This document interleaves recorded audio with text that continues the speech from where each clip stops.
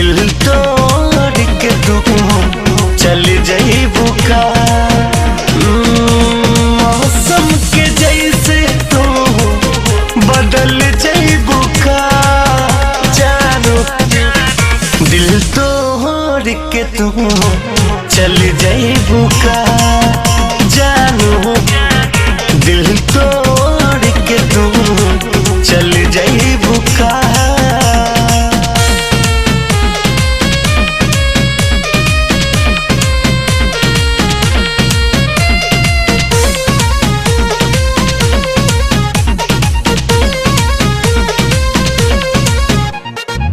तोहरा बिना हम जियब कैसे, दिल के दर्दिया साहब कैसे।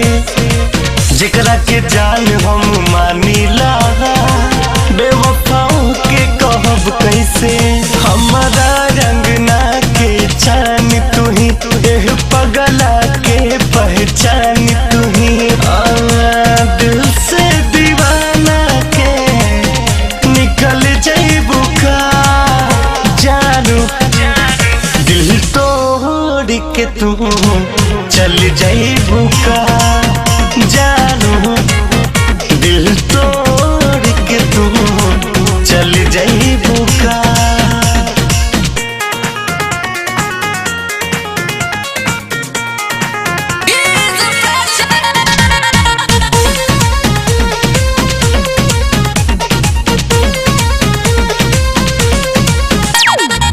बहिया छोड़ा के न जइहा हो, वादा जी कैलू निभइहा हो।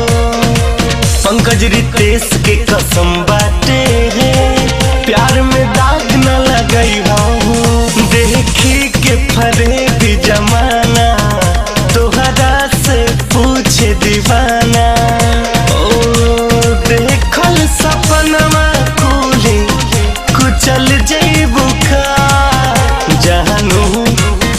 दिल तोड़ के तू चल जाइबू का जानू। दिल तोड़